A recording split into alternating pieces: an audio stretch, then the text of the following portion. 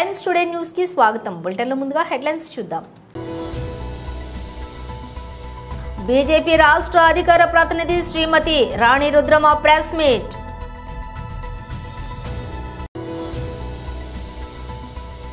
కురుమూర్తి స్వామిని దర్శించుకుని మీడియాతో మాట్లాడిన మాజీ మంత్రి ఎమ్మెల్యే హరీష్ రావు. సుస్థిర అభివృద్ధికై విద్యార్థి పౌష్టికత కార్యక్రమాన్ని ప్రారంభించిన మల్కాజ్గిరి ఎంపీ ఈటెల రాజేందర్. వేములవాడలో ప్రజాపాలన విజయోత్సవాల్లో ముఖ్యమంత్రి రేవంత్ రెడ్డి. చంద్రబాబు హయాంలో వార్షిక అప్పుల వృద్ధి రేటు 19.54%. వైఎస్ జగన్ హయాంలో 15.61% మాత్రమే. వైఎస్ జగన్. ఇక డీటెయిల్స్ చూస్తే బీజేపీ రాష్ట్ర అధికార ప్రతినిధి శ్రీమతి రాణి రుద్రమ ప్రెస్ మీట్ నిర్వహించారు.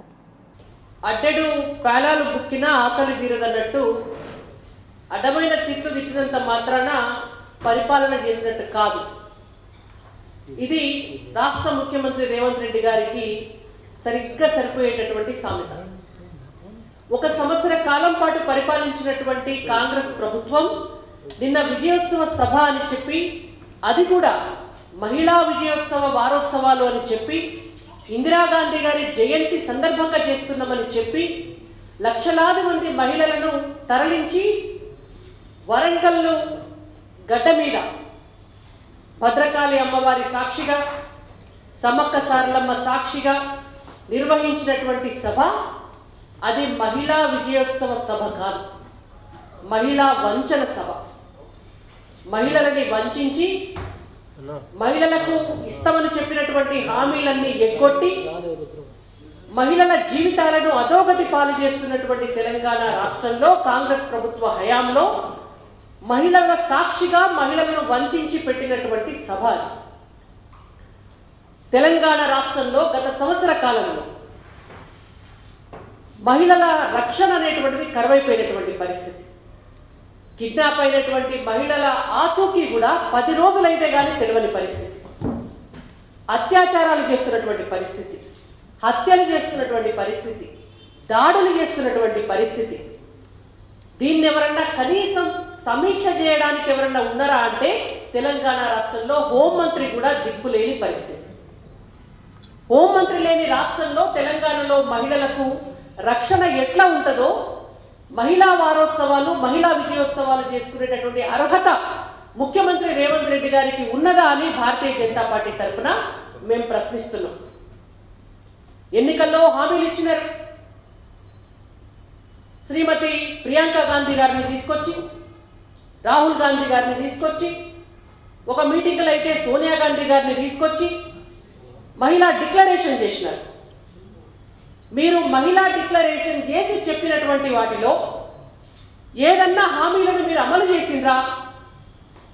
మీకు మహిళా విజయోత్సవాలు చేసుకునేటువంటి అర్హత ఎక్కడిది అని రేవంత్ రెడ్డి గారిని మేము అడుగుతున్నాం. ప్రతి మహిళకు 2500 రూపాయలు ఇస్తామని చెప్పిండ్రు. మీరు ఇవ్వనటువంటి మీకు విజయోత్సవాలు చేసుకునేటువంటి అర్హత ఎక్కడున్నది?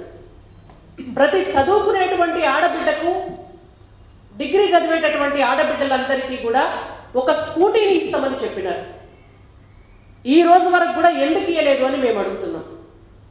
పెళ్లి చేసుకునేటువంటి ఆడబిడ్డలకు 1,00,000 రూపాయలతో పాటు 1 తులం బంగారం ఇస్తామని చెప్పిండ్రు. మీరు ఈ రోజు వరకు ఎందుకు ఇవ్వలేదు అని మేము అడుగుతున్నాం. కురుమూర్తి స్వామిని దర్శించుకుని మీడియాతో మాట్లాడిన మాజీ మంత్రి MLA Harish Rao. Bond paper మీద, ఎన్నికల ముందు బాండ్ పేపర్ మీద రాసిచ్చాడు. 100 రోజుల్లో 6 గ్యారంటీలు అమలు చేస్తా అని బాండ్ పేపర్ మీద రాసిచ్చాడు. మాట మీద నిలబడ్డా? కురుమూర్తి దేవుడి మీద, కనబడ్డ దేవుడి మీద, చర్చి మీద, దర్గాల మీద, మసీదుల మీద ఒట్టుబెట్టి 15 ఆగస్టులోగా రుణమాఫీ చేస్తానడు. మాట మీద నిలబడ్డా? అంటే రేవంత్ రెడ్డికి మాటలు ఎక్కువ, చేతలు తక్కువ. జనరల్గా ఎవడు ఎక్కువ మాట్లాడతాడు? తిట్ల పురాణం ఎవడు అందుకుంటాడు? చేతగానోడు, పరిపాలన చేతగానోడు, ఓడిపోయేవాడు, ఫ్రస్ట్రేషన్లో ఈ వదులుబోతు మాటలన్నీ మాట్లాడుతుంటారు. ఇవాళ రేవంత్ రెడ్డి పొద్దున్న లేస్తే నిన్న 45 నిమిషాల ప్రసంగం చేస్తే 50 సార్లు కేసీఆర్ని యాద్ చేసుకున్నాడు. ఆయనకు నిద్రలో కూడా కేసీఆర్ యాదికి వస్తుండు, నిద్రలో కూడా బీఆర్ఎస్ యాదికి వస్తుంది. మరి కేసీఆర్ లేకుండా చేస్తా అంటాడు. అంటే నీకు కేసీఆర్ భయం పట్టుకున్నది, నీకు అర్థమైంది నీ పని అయిపోయిందని. ప్రజలందరూ కేసీఆర్ అన్నా యాడున్నావు అంటుండ్రు, ప్రజలు కేసీఆర్ను యాడ్ చేసుకుంటుండ్రు. ఇవాళ ఆయనకు అర్థమైపోయే భయంతోని ఫ్రస్ట్రేషన్తోని నోటికి వచ్చినట్టుగా ఇవాళ మాట్లాడుతూ ఉన్నాడు. అందుకే మేము ఈరోజు మా గౌరవ మాజీ మంత్రివర్యులు శ్రీనివాస్ గౌడ్ అన్న, లక్ష్మారెడ్డి అన్న, నిరంజన్ రెడ్డి అన్న, అదేవిధంగా స్థానిక మాజీ శాసనసభ్యులు ఆల వెంకటేశ్వర రెడ్డి గారు, గౌరవ మాజీ శాసనసభ్యులు అందరం కూడా ఆర్ఎస్ ప్రవీణ్ గారు ఆ దేవుణ్ణి దర్శించుకున్నాం. జనరల్గా ఏమైందంటే పాలకుడే పాపం చేస్తే ఆ రాజ్యానికి అరిష్టమట. పాలకుడు పాపం చేస్తే, పాలకుడు దేవుడి మీద ఒట్టుపెట్టి మాట తప్పితే ఆ ప్రాంతానికి నష్టం జరుగుతుంది. ఆ దేవుడికి కోపం వస్తే కురుమూర్తి స్వామి ఎంత మంచోడో మరి పాపం చేస్తే అంత కోపానికి కూడా వస్తాడు. అందుకే ఆ దేవుణ్ణి ప్రార్థించిన మేమందరూ పోయి, ఈ ముఖ్యమంత్రి పాపాత్ముని క్షమించు, నీ మీద ఒట్టుపెట్టి మాట తప్పిండు, ఈ పాపాత్ముని క్షమించి ప్రజల్ని కాపాడు దేవుడా అని ఆ కురుమూర్తి వెంకటేశ్వర స్వామిని ప్రార్థించాం. ఎందుకంటే ఆయన ప్రాయశ్చిత్తం చేసుకోలే, బహుశా మొన్న వచ్చిండు ప్రాయశ్చిత్తం చేసుకుంటాడేమో, దేవునికి మొక్కి బయటకు వచ్చి తప్పైంది, నేను 15 ఆగస్టులో రుణమాఫీ చేయలేదు, ప్రజల్ని మోసం చేసిన, దేవుణ్ణి మోసం చేసిన అని ముక్కు నేలకు రాస్తాడేమో అనుకున్నా. నేను చేసిండు ఆ పని. పైగా ఉల్టా బుకాయిస్తున్నాడు. ఆ రోజు మొదలు చెప్పింది 41,000 కోట్ల రుణమాఫీ అన్నారు, తర్వాత 31,000 కోట్లు అన్నారు, బడ్జెట్లో 26,000 కోట్లు పెట్టిండ్రు. చేసింది ఎంత అంటే 17,000 కోట్లు. 42 లక్షల మంది రైతులకు రుణమాఫీ చేస్తా అని చెప్పి ఈ పుణ్యాత్ముడు 20 లక్షల మందికి చేసిండు, ఇంక 22 లక్షల మందికి రుణమాఫీ చేయలేదు. అంటే సగం కంటే ఎక్కువ రుణమాఫీ కాలే. ఇంకా ఈ ఉద్దారకానికి ఇంకేం మాట్లాడతాడు? హరీష్ రావు రాజీనామా చేయి, నేను రెడీగా ఉన్నా అని చెప్పిన అప్పుడే. నాకు ఈ రైతులకు మేలు జరిగితే, ఎందుకంటే కేసీఆర్ మాకు ఏం నేర్పిండు మనందరికీ, సుస్థిర అభివృద్ధికై విద్యార్థి పౌష్టికత కార్యక్రమాన్ని మల్కాజ్గిరి ఎంపీ ఈటెల రాజేందర్ ప్రారంభించారు. బాలాజీనగర్, జవహర్ నగర్ అంటేనే తెలంగాణ నలుమూల నుంచి దేశవ్యాప్తంగా ఎవరికి ఎక్కడ ఉపాధి కావాలన్నా, వారిని ఆ గడ్డ ఆదుకోవాలన్నా ఆదుకునే అడ్డ గడ్డ జవహర్ నగర్ అడ్డ. ఇది పేదవాళ్ళు ఉండేటువంటి ఇక్కడ పేరుకే 50,000 జనాభా 60,000 జనాభా అంటారు, కానీ రోజు ఫ్లోటింగ్ పాపులేషన్ దాదాపు 2 లక్షల దాకా ఉండే జవహర్ నగర్లో పద్మావతి గారు కొద్ది సంవత్సరాలుగా పేద పిల్లలు, వాళ్ళు పూర్తి ఆర్ఫన్ పిల్లలు కావచ్చు, సెమీ ఆర్ఫన్ పిల్లలు కావచ్చు, అలాంటి పిల్లలకి ఆదుకోవాలి, విద్య నేర్పాలి, తల్లి తండ్రి లేని లోటు తీర్చాలనే సంకల్పంతో ఈ ఇన్స్టిట్యూట్ ఏర్పాటు చేసినట్టుగా కనపడతా ఉంది. అనేక స్వచ్ఛంద సంస్థల దేశంలో ఇలాంటి కార్యక్రమాలు ఒడిగడుతూ ఉన్నాయి. వీటి పేరిట బతికే వాళ్ళు కూడా కొంతమంది ఉండొచ్చు, కానీ మ్యాక్సిమం ఎక్కడో కమిట్మెంట్ ఉంటే తప్ప ఈ పని నిర్వర్తించలేరు. ఆమెకు అభినందనలు తెలియజేస్తా ఉంది. ఈ కార్యక్రమానికి అతిథులు వచ్చినటువంటి మేయర్ శారద గారు, కార్పొరేటర్ రాజ్యలక్ష్మి గారు, సువర్ణ గారు, ఇవాళ సుదర్శన్ రెడ్డి గారు, నారాయణ రెడ్డి గారు, బాల్యాద్రి గారు, ప్రసాద్ రాజు గారు, గౌరవ కార్పొరేటర్లు కోటేశ జయచంద్ర గారు, కోటేష్ గారు, సురేష్ గారు, రాజు గారు, సురేష్ గారు, అందరికీ పేరు పేరున ఏమనుకోకుండా వేదిక మీద గౌరవ కార్పొరేటర్లందరికీ, పెద్దలందరికీ నమస్కారం. ప్రపంచంలో దాతృత్వానికి కొదవ లేదు. వాస్తవం నాకు తెలిసి ప్రపంచానికి ఒక స్ఫూర్తిని సందేశాన్ని ఇచ్చిన మహనీయుడు శ్రీకృష్ణ భగవానుడు. అనేక గీతోప దేశాలలో గొప్ప ఒక అంశాన్ని మానవ జాతికి అందించిన మానవుడు శ్రీకృష్ణుడు. ఇవాళ నీవు అనుభవిస్తున్న ఈ సంపద, అనుభవిస్తున్న ఈ భోగం, ఈ అంతస్తు నీది కాదు. గతంలో వేరే వాళ్ళు దాన్ని అనుభవించారు. ఇవాళ నువ్వు అనుభవిస్తున్నావు, రేపు మరొకరు అనుభవించేటువంటి ఆస్కారం ఉంది. మానవుడు ఈ గొప్ప జీవితాన్ని, ఇలా మనం గొప్ప జీవితాన్ని సార్థకతం చేసుకోవాలి మనిషి అని చెప్పి ప్రవచిస్తాం. ఇంకా ఎక్కడ చనిపోయిన కాడికి పోతే ఆ గీతోపదేశాన్ని ఎప్పుడు వేస్తూనే ఉంటారు, గుర్తు చేస్తారు. నువ్వు వచ్చేటప్పుడు ఏం తీసుకొని రాలే, పోయేటప్పుడు కూడా ఏం తీసుకొని పోలేదు అని. ఇంకా ప్రసాద్ గారు ఒక మంచి పని చెప్పారు, ఏది మిగులుతుంది అంటే నువ్వు మరణించినాడు, పరంపరించినాడు 100 మందో 1000 మందో అంతకంటే ఎక్కువ మందో అయ్యో పాపం మంచోడు బాయ్ అనేటువంటి మాట అవుతుందో గదే నీ ఆస్తి, గదే నీ ఆస్తి. వేములవాడలో ప్రజాపాలన విజయోత్సవాల్లో ముఖ్యమంత్రి రేవంత్ రెడ్డి పాల్గొన్నారు. అదేవిధంగా మిత్రులారా, కరీంనగర్ జిల్లా గురించి నేను కొత్తగా చెప్పాల్సిన పని లేదు.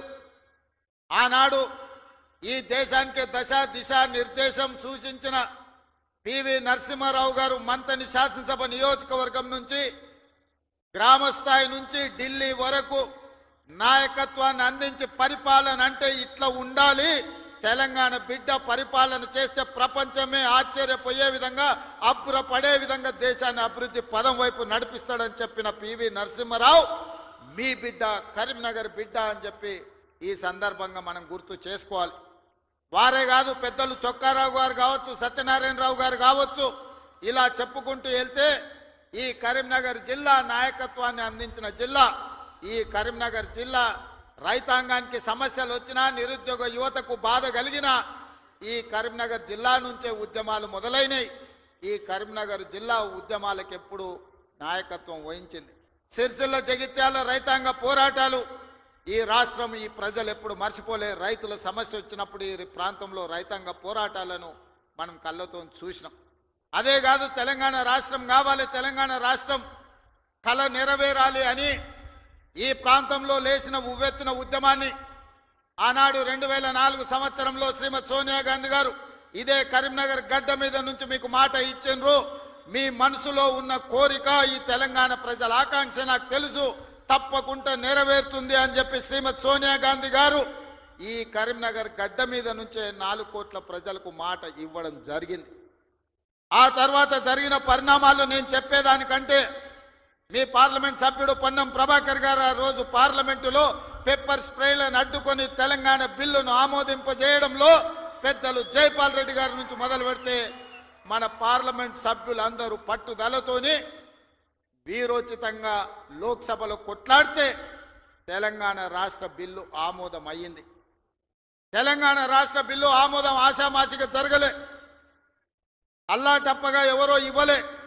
శ్రీమతి సోనియా గాంధీ గారు ఆంధ్రప్రదేశ్లో 155 అసెంబ్లీలు 25 పార్లమెంట్లు ఉన్న పార్టీ శాశ్వతంగా నష్టపోయినా, కేంద్రంలో అధికారం కోల్పోతుందని తెలిసిన 4 కోట్ల తెలంగాణ ప్రజల కోరిక నెరవేరాలి, కరీంనగర్ గడ్డ మీద నుంచి ప్రజలకు ఇచ్చిన మాట నెరవేర్చాలి అని వారు ఇచ్చిన మాటకు కట్టుబడి ఇవాళ తెలంగాణ రాష్ట్రం ఇచ్చింది. కాబట్టి మనందరం గర్వంగా తలెత్తుకొని నాది తెలంగాణ రాష్ట్రం, ఈ తెలంగాణ రాష్ట్రంలో ఇందిరమ్మ రాజ్యం, ప్రజా ప్రభుత్వం ఉన్నదని ఇవాళ మనం గొప్పగా గర్వంగా చెప్పుకునే పరిస్థితులు ఈ రోజు మనకు వచ్చినాయి. అంటే శ్రీమతి సోనియా గాంధీ గారు కరీంనగర్ గడ్డ మీద నుంచి ఇచ్చిన మాట అన్న సంగతి నేను మీకు గుర్తు చెయ్యదలుచుకున్నా. చంద్రబాబు హయాంలో వార్షిక అప్పుల వృద్ధి రేటు 19.54%, వైఎస్ జగన్ హయాంలోని 15.61% మాత్రమే. అనుభవం ముసుగు ఎందుకు చంద్రబాబు ఇలా అప్పులు చేయడానికా?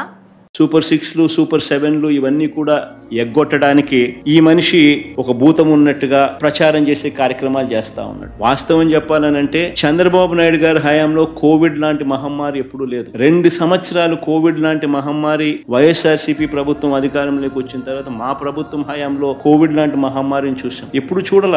రాష్ట్రానికి సంబంధించిన వనరులు తగ్గిపోయిన పరిస్థితి, అనుకోని ఖర్చులు పెరిగిన పరిస్థితులు, ఒక విచిత్రమైన పరిస్థితి దేశంలో కాదు ప్రపంచంలోనే ఎప్పుడు చూడని కోవిడ్ లాంటి మహమ్మారి 2 సంవత్సరాలు రాష్ట్రాన్ని బట్టి పీడించింది, దేశాన్ని బట్టి పీడించింది, ప్రపంచాన్ని బట్టి పీడించింది. అయినప్పటికీ కూడా చంద్రబాబు నాయుడు గారి హయాంలో వర్సెస్ వైఎస్ఆర్సీపీ హయాంలో అప్పులు ఎవరు ఎక్కువ చేశారు, ఎవరి హయాంలో అప్పులు ఎక్కువ అయ్యాయి అని చెప్పి చూస్తే చంద్రబాబు నాయుడు గారు అధికారంలోకి వచ్చే నాటికి 1,32,000 కోట్ల అప్పు ఉంటే ఆయన దిగిపోయే నాటికి 3,13,000 కోట్ల రూపాయల అప్పులు తెగాయనంటే కంపౌండెడ్ యాన్యువల్ గ్రోత్ రేటు 19.54%. ఆ మా 5 సంవత్సరాల్లో 3,13,000 కోట్ల రూపాయల నుంచి 6,46,000 కోట్లకు మా హయాంలో అప్పులు పెరిగాయి అంటే కంపౌండెడ్ యాన్యువల్ గ్రోత్ రేట్ 15.61%. అంటే చంద్రబాబు నాయుడు గారి కంటే 4% అప్పులు తక్కువ మా హయాంలో జరిగినట్టుగా లెక్కలు క్లియర్ గా కనిపిస్తా ఉన్నాయి. అంటే ఎవరు ఆర్థిక విధ్వంసకారుడు అన్నదానికి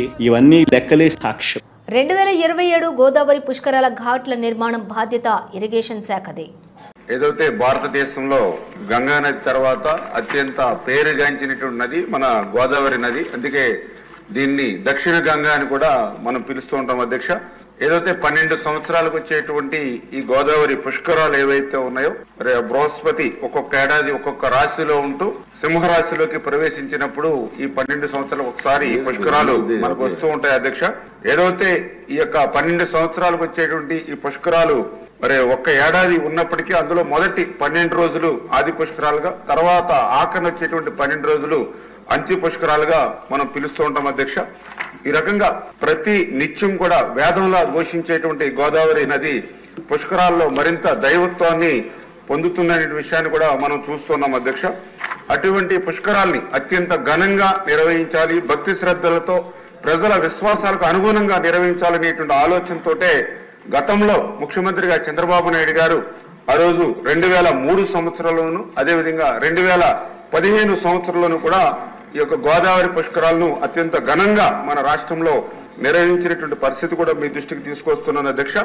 అదేవిధంగా రేపు 2027లో వచ్చేటువంటి గోదావరి పుష్కరాలకు కూడా మరి ఇప్పుడే గౌరవ సభ్యులు చెప్పినట్లుగా మరి అది ఒక్క ఇరిగేషన్ శాఖకు సంబంధించినటువంటి మాత్రమే కాకుండా, ఎందుకంటే ఇరిగేషన్ శాఖకు సంబంధించి ఏవైతే ఆ యొక్క గోదావరి నది ప్రాంతంలో వచ్చేటువంటి ఘాట్స్ ఏవైతే ఉన్నాయో అవి పంచాయతీరాజ్ నుంచి కానీ లేదా అక్కడ మున్సిపల్ అడ్మినిస్ట్రేషన్ నుంచి కానీ వచ్చేటువంటి ప్రతిపాదనలు ప్రకారం ఘాట్స్ నిర్మాణం చేయడం వరకు కూడా ఇరిగేషన్ శాఖ బాధ్యత తీసుకుంటారు అధ్యక్ష.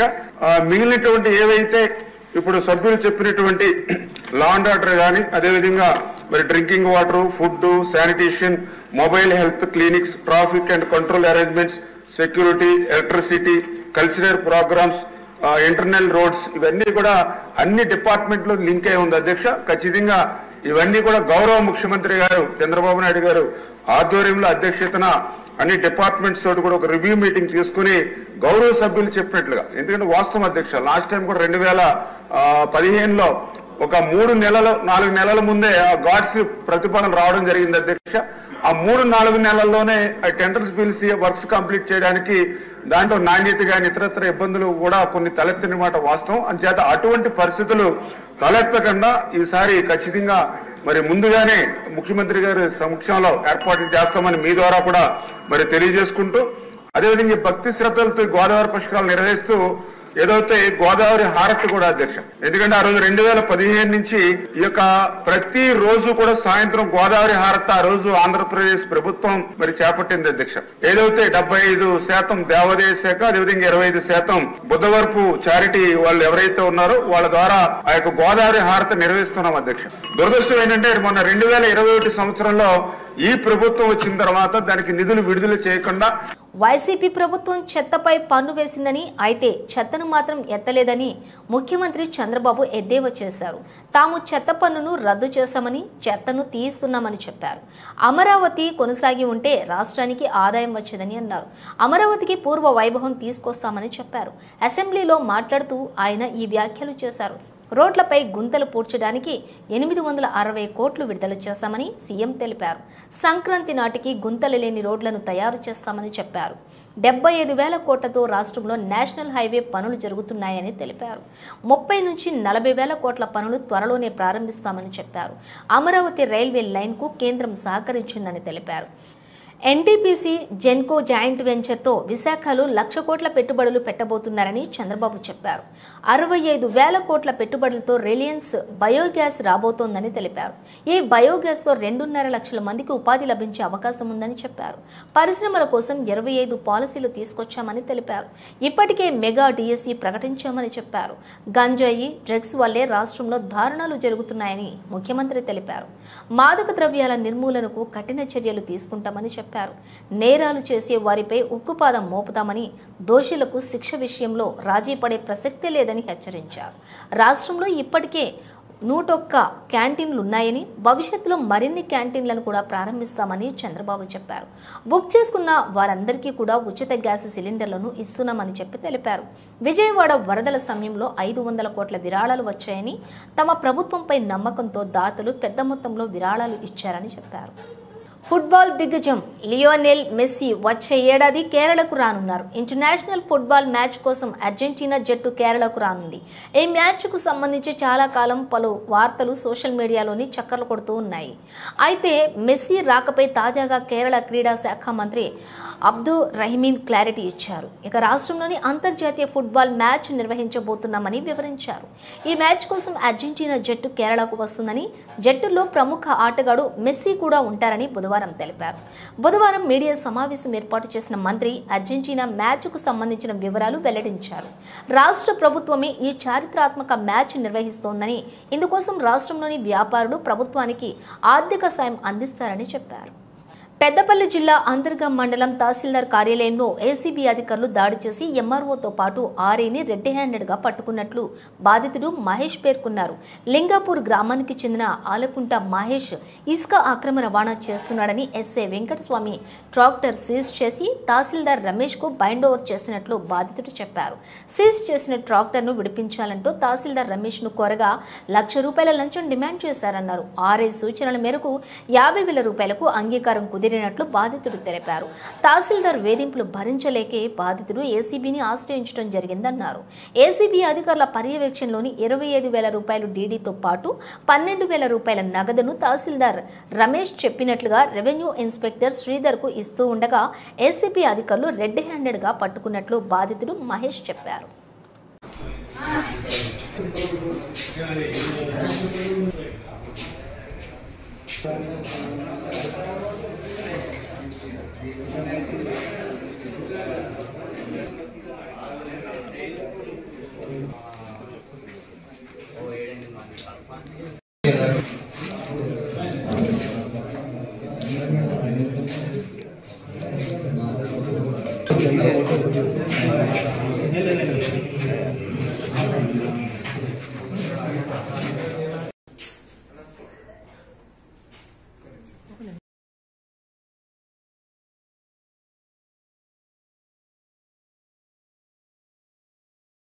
లింగపూర్ గ్రామంలో బండి దొరికింది సార్. ఎస్ఐ గారికి దొరికితే ఎంటీ బండి తీసుకొచ్చి పోలీస్ స్టేషన్లో పెట్టింది సార్. పెట్టి కేసు రాసి బ్యాండ్ ఓవర్ చేసింది సార్. మన మండలం మండలంలో తీసుకొచ్చి ఎంఆర్ఓకి అప్పచెప్పింది సార్. అప్పచెప్పి బ్యాండ్ ఓవర్ చేసుకున్నాడు సార్. చేసుకున్నాలే మళ్ళీ 2 రోజులు గ్యాప్ ఇచ్చి ఫైల్ ఎంఆర్ఓ ఆఫీస్కి పంపించిన రిలీజ్ ఆర్డర్ తీసుకోరా అని చెప్పి ఎస్ఐ గారు చెప్పింది సార్.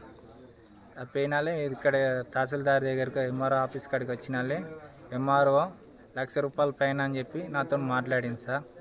మాట్లాడినాలే బతలాడినా సార్. రిక్వెస్ట్ చేసిన సార్. రిక్వెస్ట్ చేస్తే 75,000 అన్నాడు సార్. మళ్ళీ రిక్వెస్ట్ చేసిన సార్. రోజు రిక్వెస్ట్ చేసుకుంటా దండం పెట్టుకుంటా కాలు మొక్కుంటా రిక్వెస్ట్ చేస్తే 50,000 అన్నాడు సార్.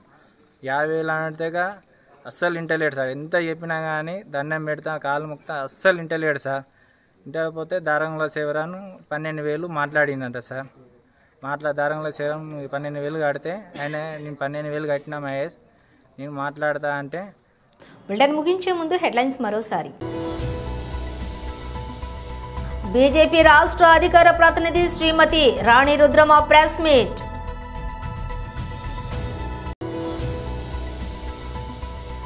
కురుమూర్తి స్వామిని దర్శించుకుని మీడియాతో మాట్లాడిన మాజీ మంత్రి ఎమ్మెల్యే హరీష్ రావు. సుస్థిర అభివృద్ధికై విద్యార్థి పౌష్టికత కార్యక్రమాన్ని ప్రారంభించిన మల్కాజ్గిరి ఎంపీ ఈటెల రాజేందర్. వేములవాడలో ప్రజాపాలన విజయోత్సవాల్లో ముఖ్యమంత్రి రేవంత్ రెడ్డి. చంద్రబాబు హయాంలో వార్షిక అప్పుల వృద్ధి రేటు 19.54%. వైఎస్ జగన్ హయాంలో 15.61% మాత్రమే. వైఎస్ జగన్. ఇవి బులెటిన్ విశేషాలు. మరో బులెటిన్తో మళ్ళీ కలుద్దాం.